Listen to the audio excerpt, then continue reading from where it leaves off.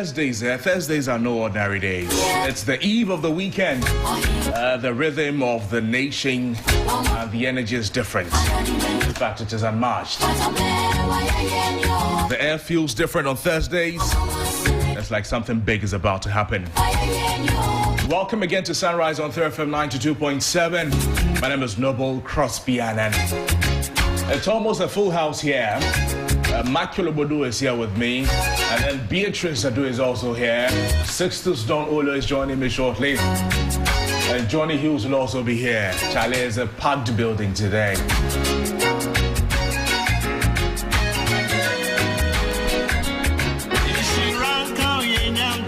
Welcome to the best breakfast show of the entire nation. We're talking about everything that matters. The newsmakers.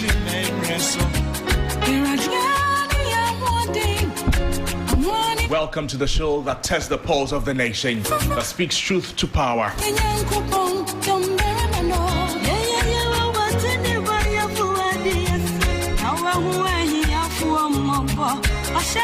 I don't know whether Michael and Beatrice feel the Thursday vibe. Beatrice, good morning to you. Michael, good morning. Good morning. Good morning. How are you guys doing today? We are Not doing bad. well. And Thursday is the only day before Friday. So Thursday is your only chance to advise a person before he enters Friday. So it was true you were speaking. Oh, Okay. you are late.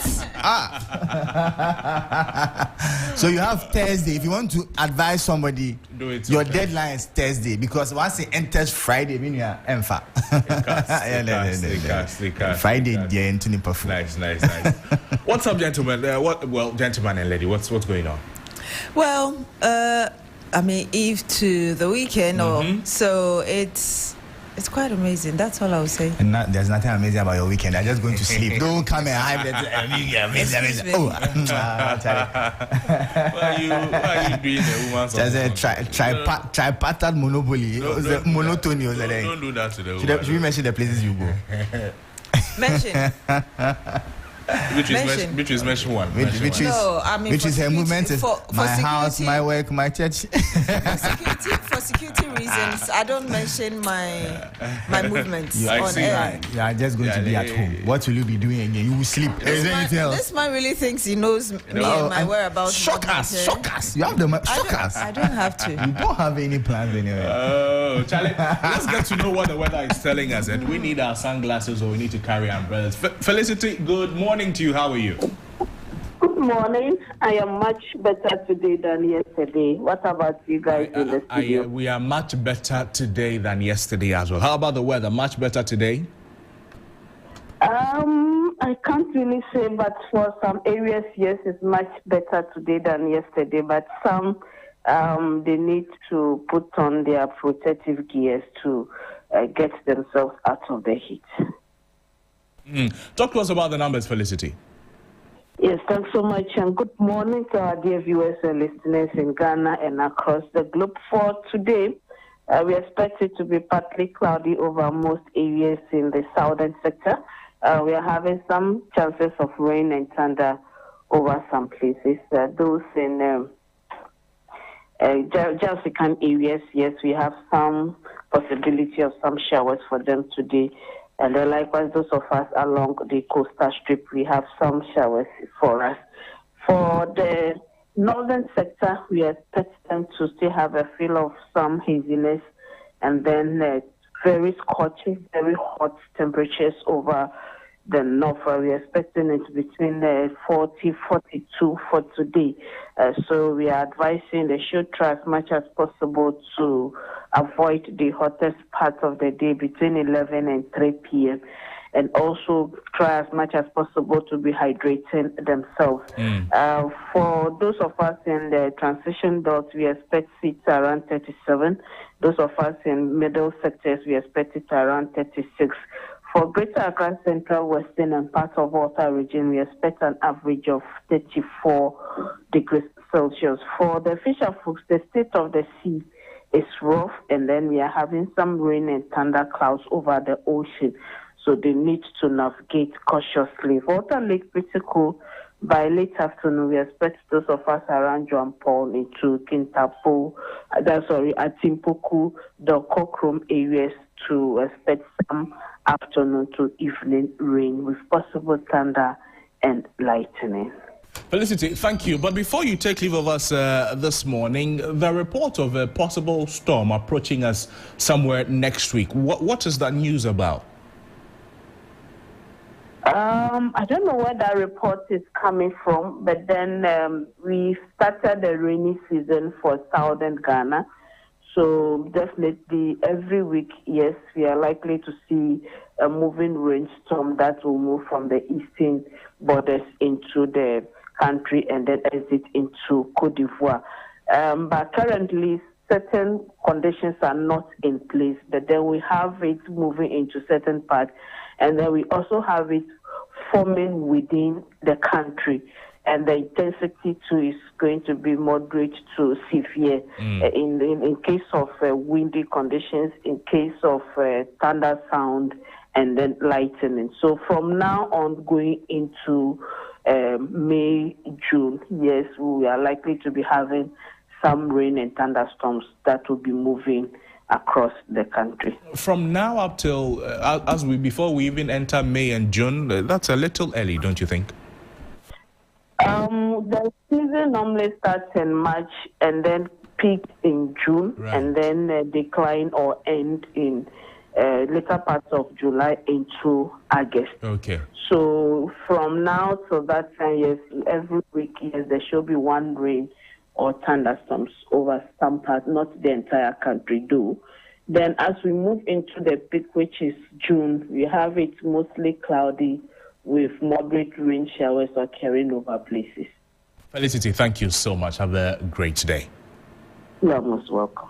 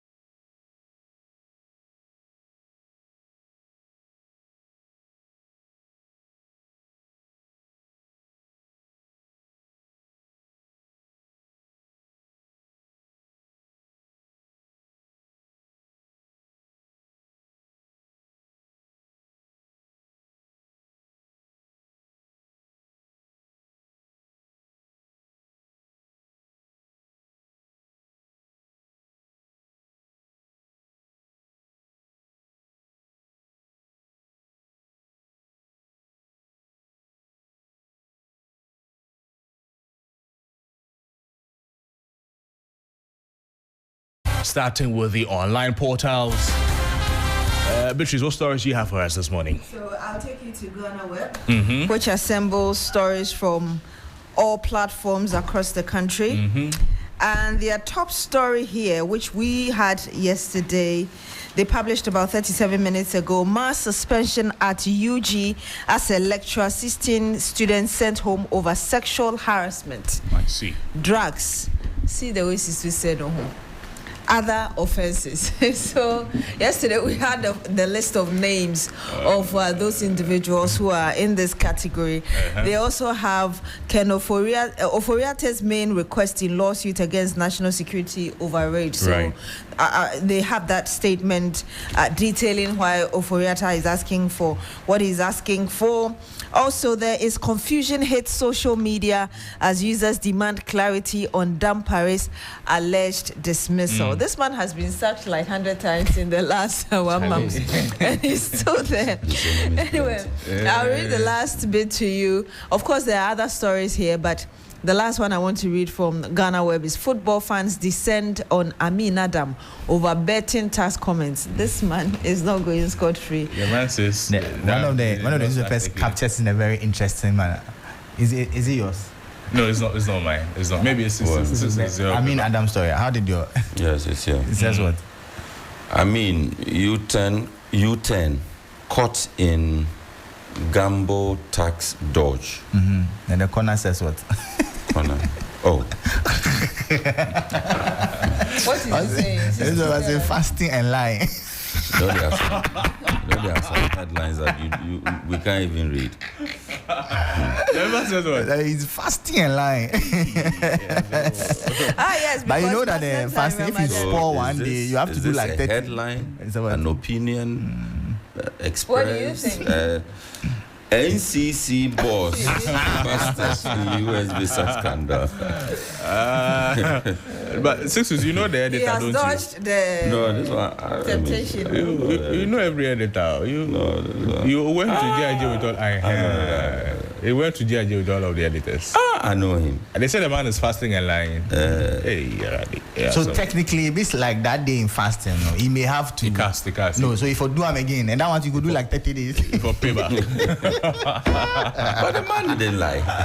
Well, I mean, he came to explain to you he was talking about lottery, something. But come and say lottery. I say betting tax. It's different. But the press conference, he was very specific. Yeah, say betting not be lottery. They are different. Oh no, they are different. Yeah, we're looking at different things. If you come and Charlie, the betting we know is different from Lotto. Yeah, Lotto, there's numbers. Investors are speaking. Maybe potential. Now that the levy is going, what is it called? And the headlines continue on the New Republic revealing the blurred lines, 2025 budget statement, mediocre minority hypnotized. As this is not this. I don't know. There's a color or the font size or the. As at all. Okay, so I should read that for you. Okay. So 2025 budget. Just so budget statement. Mediocre minority hypnotized. As Ato forcing proposes 5.7% galamsey induced growth hyped by lazy Baumia. So you saw it. Okay. No. I couldn't. No, I can't see. Why would I do that? Upon the glasses. No, you see, he wanted me to read that. Sixtus has set you up. Yes, he wanted me to read that. You have too much. He wanted too much. To read that. Too much Gary from the past is haunting. I really can't see. Okay. Next time, I know your ways now. As a man read the mediocre minority, I gave that thing to you. No, the mediocre minority is clear enough. It's bold enough. 2025 budget is bold enough. But I have no idea. It looks like dots to me. I think that's a good opportunity to advocate that, what is it? The newspaper producers are, sensitive to the various spectrum of people's vision. Producers. Let me finish this particular paper. But that is also a concern, and maybe this is not the first time you are seeing it in Israel, because writing with red ink on black. But that was the initial concern I expressed, and you all went to lie with Beatrice as she accused me of setting her up. It doesn't negate the fact that I have seen there is a potential of your apparent posturing towards mischief in this one. No, truthfully, I simply cannot. I could not, and I cannot see this. It is not readable to me. Okay. Are you done with the New Republic? I don't know. Is there another one? You see? Your works precede you. Let's go, everybody, to the.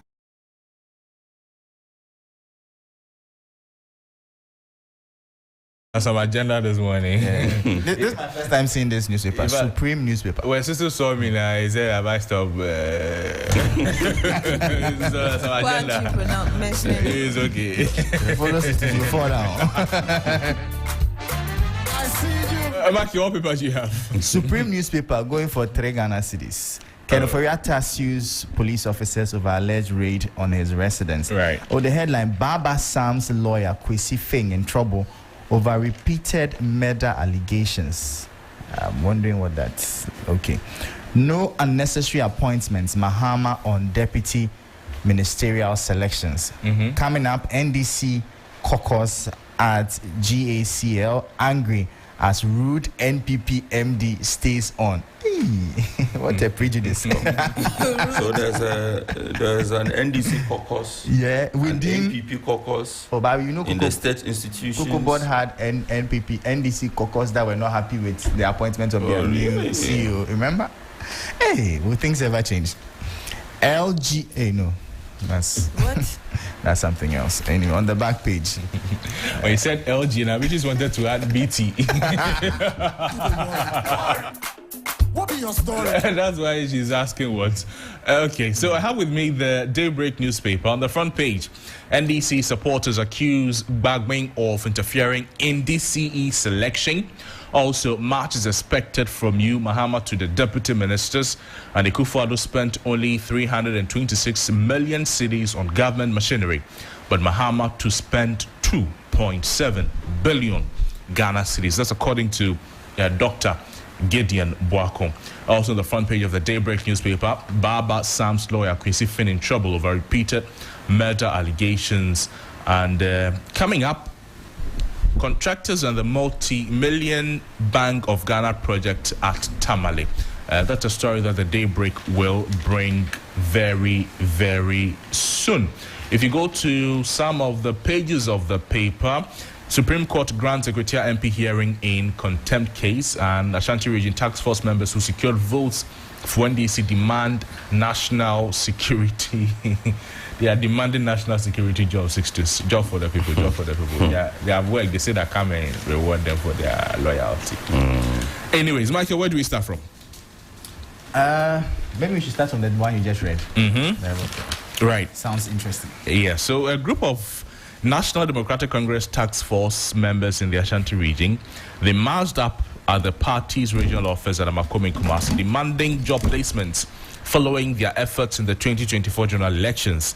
The aggrieved members say they played a crucial role in mobilizing support for the party in the region, forming task forces across all 47 constituencies with their own resources to help secure votes. They claim that ahead of the elections, key NDC figures, including the National Youth Organizer, Jojo Pariado, and former Ashanti Regional Minister Samuel Sapon, he assured them that their contributions will be rewarded should the party come to power.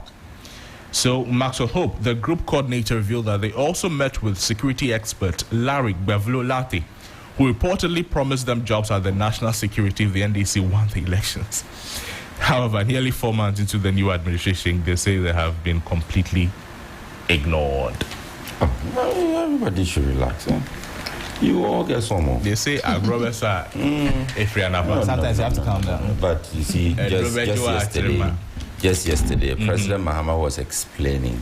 Right. You see how many people have been appointed and how many more are yet to be appointed.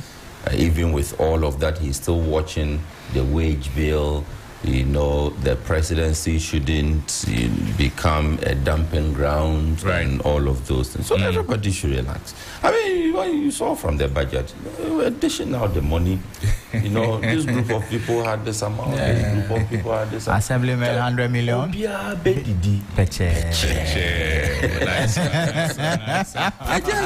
relax. So why did you worry? It's just 4 months into. Did you say 4 months? Is it up to 4 months? No, this is the third month. Yes. This is the third month. Yeah. And appointments are still being. But you see, the other thing that we should guard against is actually loading national security with party boys and girls. Exactly. You see, that conversation is a conversation that we must continue to have until we rid our national security of all these party boys and girls. Are you going to be able to do that? So we should be able to do that. The Interior Minister, he put together a committee to look into recruitment into the security services, maybe not the national security area. And his position was that this is something we have to face. We cannot pretend that it does not exist, that party supporters would want to enter into these areas. Then opinion leaders in various communities will also suggest people to get into the security services before the ones they call protocol recruitment. Exactly. Before the people who apply through the regular process would also want to go to. So are we looking at some form of a quota system? What kind of, arrangement, procedure should we employ so that we streamline these things? I mean, it's quite difficult. At the end of the day, no government wants to put people in sensitive places that they don't perceive to be loyal to it. True. So maybe the quota system, I don't know, but it has to be, if I'm employing somebody or the government is employing somebody to the security agencies, it shouldn't just be because the person is a party supporter, but it should also be because the person is qualified to be there. I think that is what will make the difference. Otherwise, you continue to get the quote-unquote buga kind of, national security operatives that we have in the system. How do they call it? Gota. They are gota to point the fishes and gota wielding. You know who I am? Self-announcing national security operatives. Yeah. I mean, the national security that we know is based on competence, is based on expertise, is based on skill. True. The national security would employ your services for a specific particular skill that you have. So if you are an investigative journalist, for instance, and they want somebody to go undercover to do something, then they may come for you and say that we are bringing you under the wing of or the umbrella of national security. Right. They will give you a certain amount of training and then deploy you to do one or two things for. Or maybe you're an IT person, and then the national security looking at where we are going, where the world is headed, where computing, ICT is everything today. You say that, we need a crack team of IT people who can penetrate any firewall in the country and beyond, so that we know that, internally, externally, our defenses are up and we are safe and secure. Then they set out to recruit such people. Or you are a business person. They need you to maybe conduct this market intelligence and surveillance and those kinds of things. But you see, going about promising party boys and girls jobs in national, and it's almost always as if it's the default place. There's national security, because there's no specific definition or job alignment within that sector. So it would appear it's very open. It's very open. They just dump you there, then every now and then they call you to come and go on operation. What is the operation? Maybe go and pull down somebody's building in the name of national security. We saw a lot of those things in the previous administration. Sure. And I would want to believe that even in some of the instances, the people who claimed to be national security operatives were actually not national security operatives. You see, and that is one of the things that we should guard against. The people who started the trouble at Ayahuasca West Wagon, they claim to be from national security, only for us to get to know later on that, in fact, they were not from the police, they were not from any of our, and then they came under national security. Right. National security, armed, using armored vehicles, and in fact, they were better dressed than the SWAT team of the police service. So it's a danger that has been created, and you on the streets. This guy we talk to all the time, the senior fire officer, Alex Kingnati. Yeah, you heard a story. We had it here 2 days ago. How he was assaulted on the road by people who describe themselves as CID people. I mean, because, and when he describes the people to you, then you're asking yourself, are they really officers of the law? Because even if we know that they are plainclothes and uniformed officers of the law, not all of them can come dressed up. Not all of them should we be able to identify. But we can't also have them running rampage and riots on the streets, you know, attacking any and everybody they see. If you say, hey, then they say, do you know who I am? For God's sake. Sixtus, let's take a listen to what the Interior Minister said. And in fact, that was on the 13th of February when he inaugurated the 7-member committee to review recruitment into the country's security services. There's a lot of concern that this recruitment that really happened in 2024 was in a rush. It wasn't done properly. But you see, you just don't go taking what people say on the streets on the surface value. You need to get facts and you have to get information. And then we are in a country that we need to face reality. Yeah, I mean, people form party, the party form government, and they expect certain things like when you are doing recruitment, what should happen? We should let it bear open. Are we going to find a neat way of marrying merit, party, and the general public?